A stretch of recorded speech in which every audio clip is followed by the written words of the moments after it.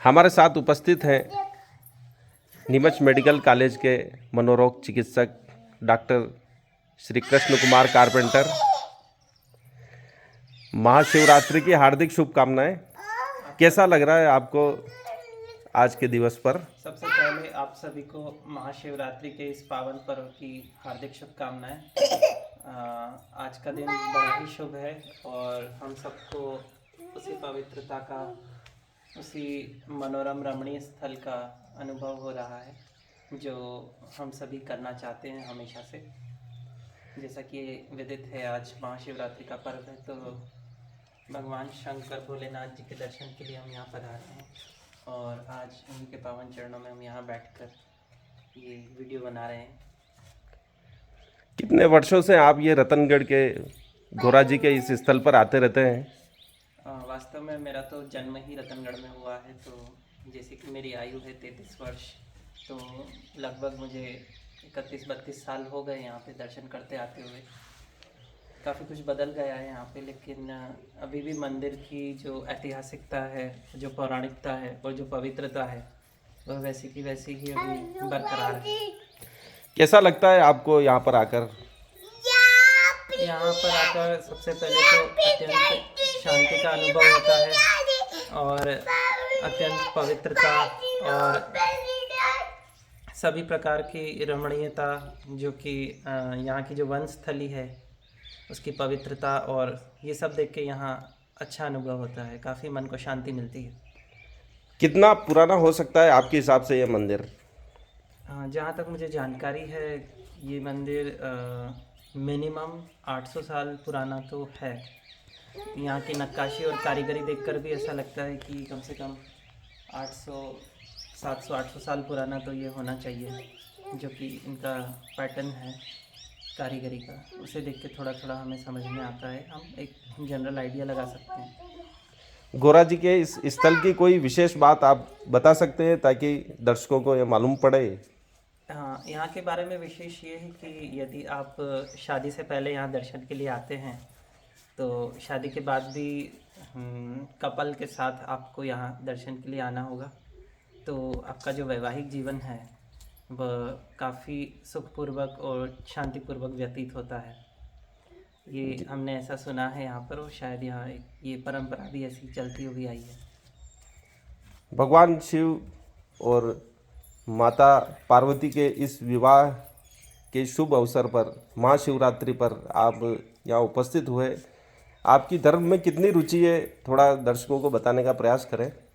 हाँ, धर्म का यदि हम शाब्दिक अर्थ निकालें तो उसका शाब्दिक अर्थ होता है धार्यति इति धर्म, मतलब जिसे धारण किया जाता है उसे धर्म कहा जाता है। और धारण हमें क्या करना चाहिए, तो जो हमारे महत्वपूर्ण कर्म हैं, जो हमारे कर्तव्य है धर्म के प्रति, वो महत्वपूर्ण कर्तव्य हैं। कुछ शास्त्रों से कुछ इस तरह के कर्तव्य दिखाए गए हैं जिनकी सूची है, क्योंकि मुझे अभी ठीक से तो याद नहीं है।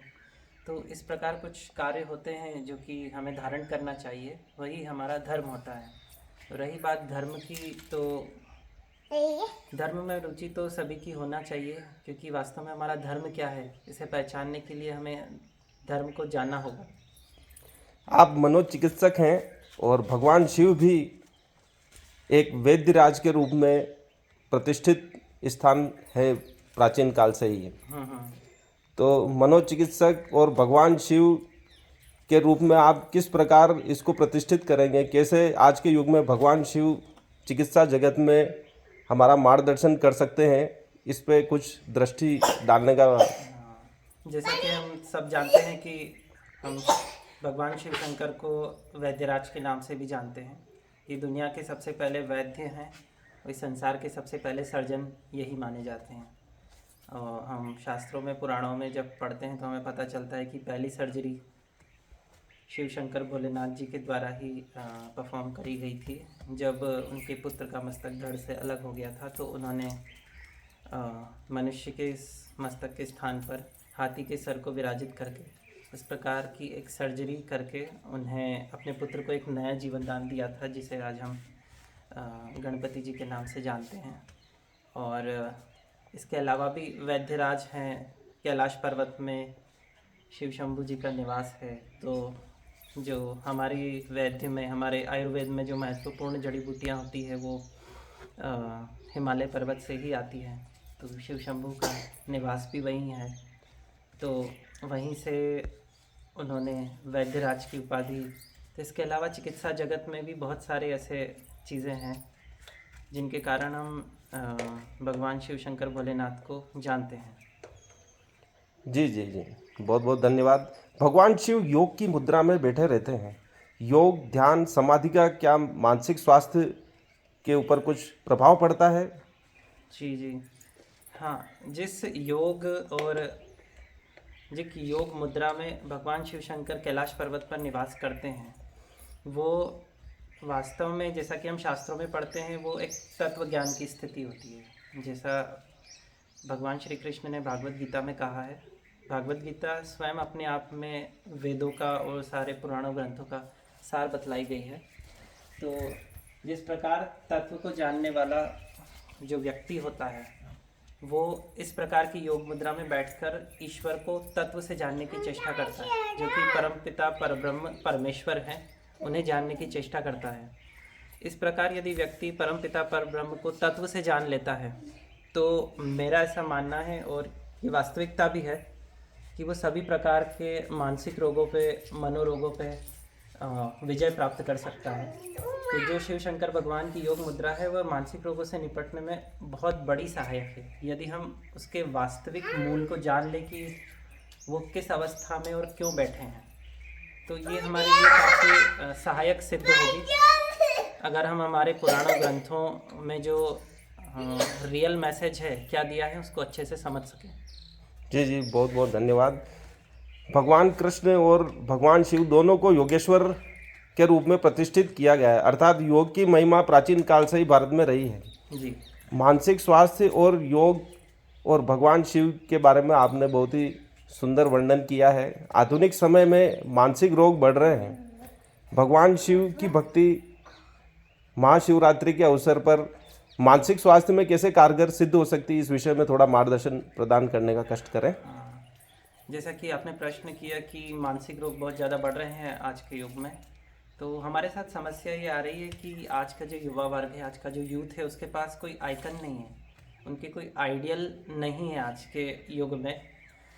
जैसे कि हम सोशल मीडिया पे देखते हैं कि किस प्रकार के लोगों के फॉलोअर्स मिलियंस में होते हैं, और उनके व्यूज़ और ये मिलियंस बिलियंस में जाते हैं, लाइक्स भी काफ़ी ज़्यादा होते हैं। तो किस प्रकार के कंटेंट को आज का युवा वर्ग सपोर्ट करता है, ये हम सोशल मीडिया पर आसानी से देख सकते हैं।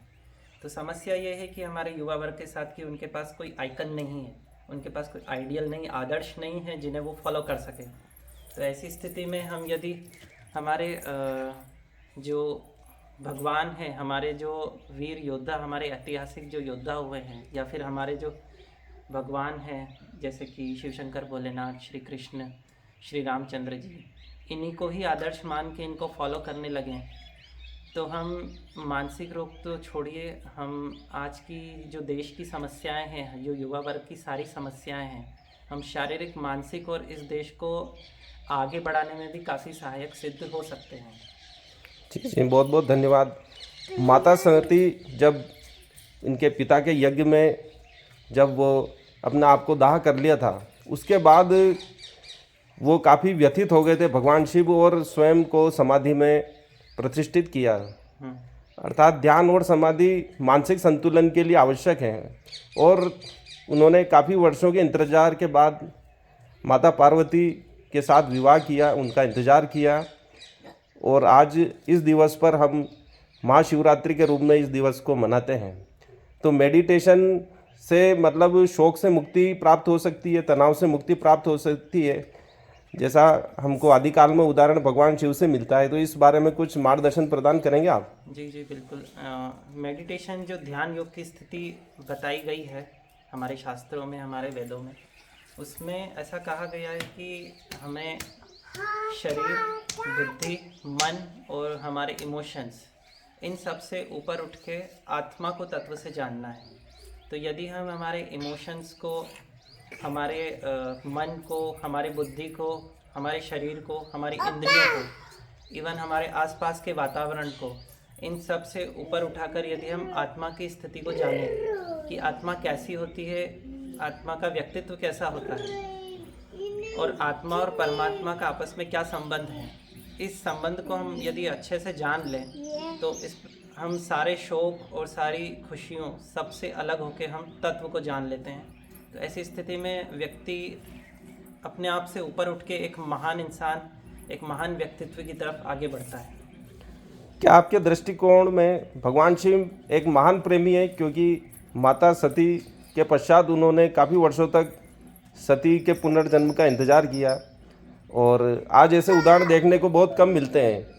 तो भगवान शिव का धैर्य हमको इसमें देखने को मिलता है। इस विषय में आप कुछ बताना चाहेंगे? भगवान शिव को हम आदर्श पति के रूप में मान सकते हैं और माता पार्वती की हम आज पूजा करते हैं। माता पार्वती और शिव जी को एक आदर्श प्रेमी के रूप में हम देखते हैं, जोड़े के रूप में। इस विषय में आपका क्या विचार है? हाँ, जैसे कि आपने कहा है कि जैसे माता सती के आत्मदाह करने के पश्चात कई वर्षों तक, इवन हमारे शास्त्रों में तो ये वर्णन आता है कि सती के बहुत सारे जन्म हो गए थे। उसके पश्चात आखिरी में माता पार्वती का जन्म राजा हिमालय राज की पुत्री के रूप में हुआ था। तब माता पार्वती ने काफ़ी लंबे समय तक तपस्या करने के पश्चात भोलेनाथ शिव शंभू जी को अपने वर के रूप में प्राप्त किया था। तो इससे ये साबित होता है कि दोनों के बीच में प्रेम कितना अगाध और उनकी आपस में जो बॉन्ड है वो कितना स्ट्रांग रहा होगा, क्योंकि माता पार्वती ने भी कई जन्मों तक प्रतीक्षा की और शिव शंकर जी ने भी कई जन्मों तक प्रतीक्षा की, सही समय आने की और सही वक्त के और सही स्थान पर उन्होंने वापस से कई पुनर्जन्म लेने के पश्चात एक दूसरे से विवाह किया था। इससे हम समझ सकते हैं कि प्रेम और जो बंधन है आपस का वो कितना सुदृढ़ है। बहुत अच्छी बात बताई है। सर्वश्रेष्ठ प्रेमी के रूप में भगवान शिव और माता पार्वती को देखा जाता है, इसलिए सभी कन्याएं शिव को पति के रूप में प्राप्त करने, उनके वर जैसा प्राप्त करने के लिए प्रति सोमवार को व्रत रखती हैं जी जी और स्नान करती हैं कार्तिक में। तो इस प्रकार से भगवान शिव सभी के लिए एक सर्वश्रेष्ठ उदाहरण प्रस्तुत करते हैं, आदर्श प्रेमी के रूप में, आदर्श वेद्य के रूप में। सभी प्रकार से उनका जीवन आदर्शमय है। सभी वर्गों में, आदिवासी समूह हो या सभी प्रतिष्ठित समुदाय हो, सभी में भगवान शिव की महिमा है। और आज हमने एक महत्वपूर्ण चर्चा की है, सनातन धर्म के प्राचीन नियमों को, प्राचीन इतिहास को जानने का प्रयास किया है। एक आधुनिक चिकित्सा शास्त्री के रूप में, एक सामाजिक दृष्टिकोण के रूप में, एक वैज्ञानिक दृष्टि के रूप में, एक चिकित्सकीय दृष्टिकोण के रूप में आपका हार्दिक आभार, अभिनंदन, धन्यवाद।